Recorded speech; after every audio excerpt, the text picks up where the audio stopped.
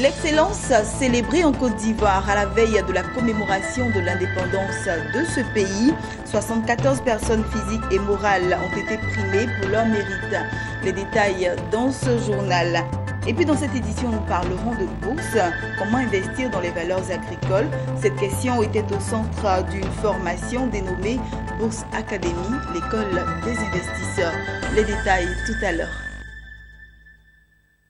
Voici pour le sommaire. Bonsoir à tous et merci de vous informer sur Business 24 Africa. Ouvrons ce journal par cet élément. À la veille de la commémoration de l'indépendance de la Côte d'Ivoire, 74 personnes physiques et morales ont reçu les prix de l'excellence à l'occasion de la 4e édition de la Journée nationale de l'excellence. Ces prix leur ont été remis au palais présidentiel à Abidjan en reconnaissance de leur mérite dans leur domaine d'activité respectif. Le président de la République, Alassane Ouattara, a invité les lauréats à continuer d'être des modèles et à redoubler d'efforts pour le rayonnement de la Côte d'Ivoire. Suivons ce reportage de Lawani Babatunde. Pour la 4e année consécutive, la Côte d'Ivoire fête le mérite. 10 femmes, 28 hommes et 36 administrations publiques, entreprises privées et organisations de la société civile viennent de recevoir des mains des plus hautes autorités ivoiriennes les prix de l'excellence édition 2016. Ce prix composé d'un trophée, un diplôme et un montant de 10 millions de francs CFA a été initié par le président Alassane Ouattara pour susciter une concurrence au sein de la société ivoirienne pour le développement de la Côte d'Ivoire.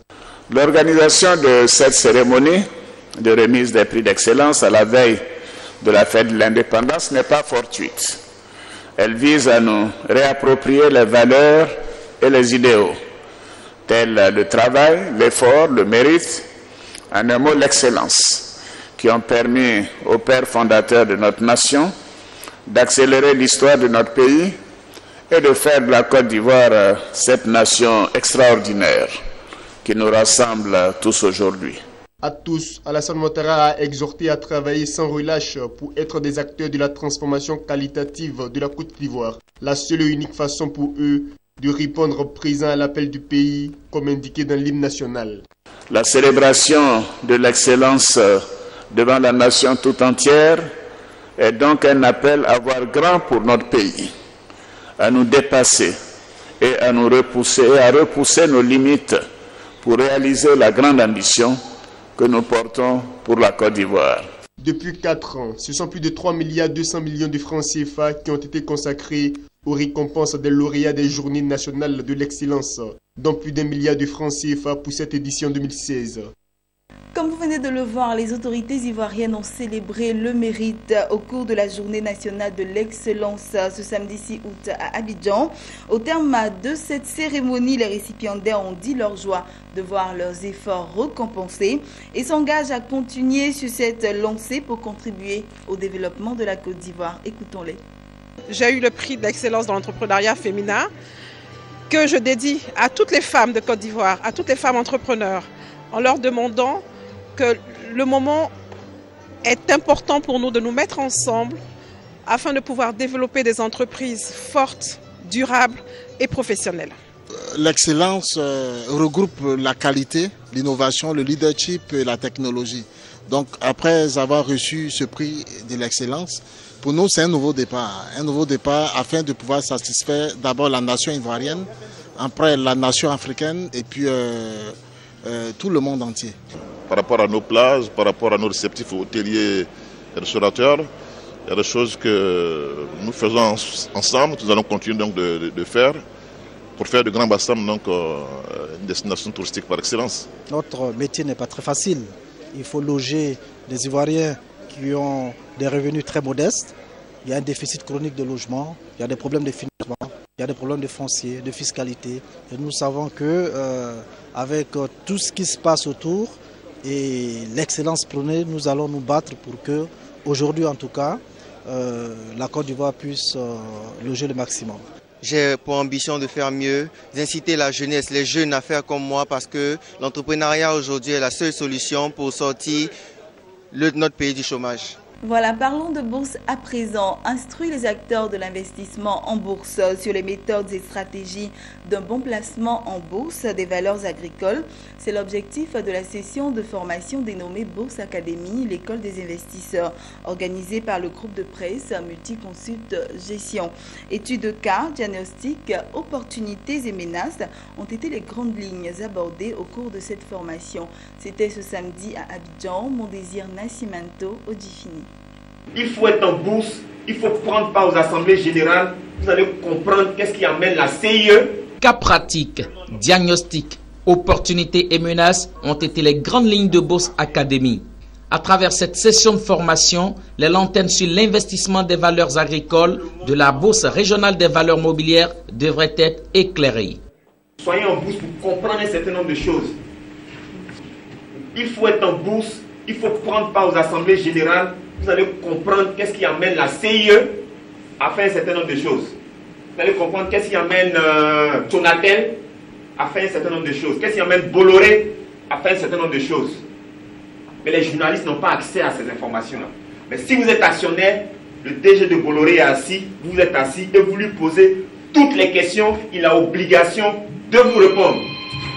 Comment investir en bourse des valeurs agricoles avec succès? Cette question, longtemps restée un casse-tête chez les populations, a suscité l'intérêt du groupe de presse Multiconsult Gestion qui organise cette session de formation périodique dénommée Bourse Academy. Comment est-ce que le secteur agricole de la BRVM se porte réellement? Donc un diagnostic a été posé.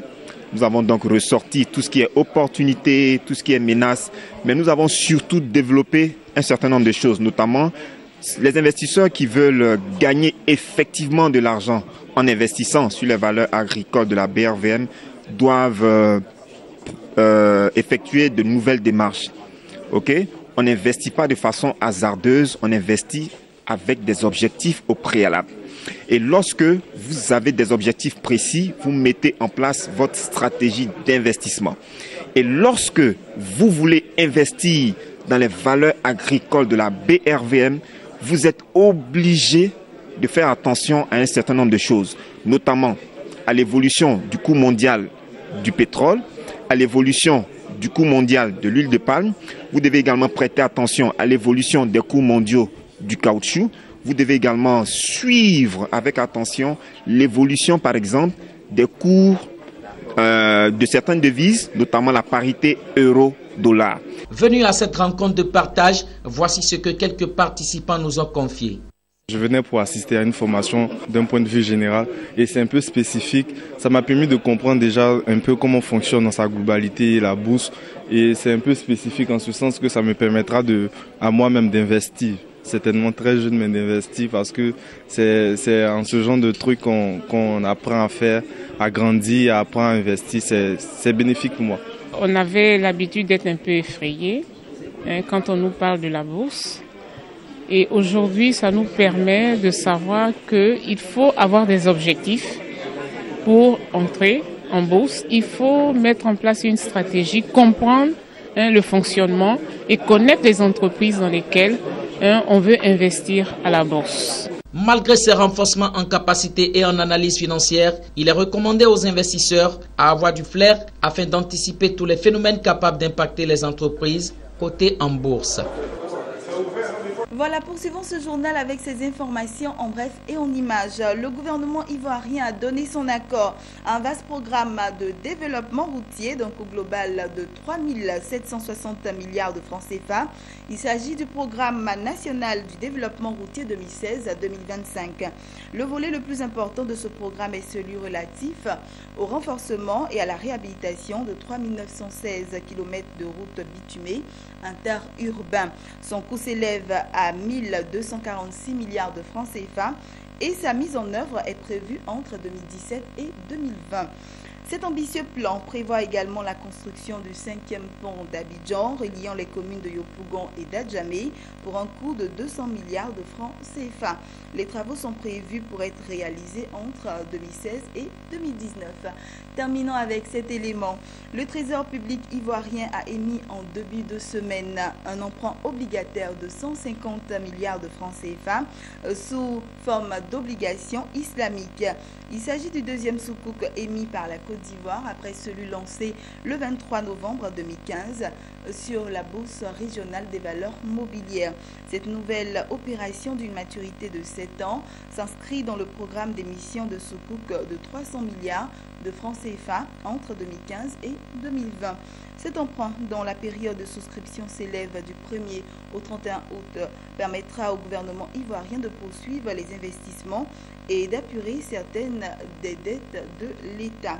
Le principal arrangeur de cette émission est la Société islamique pour le développement du secteur privé, une filiale du groupe bancaire islamique de développement.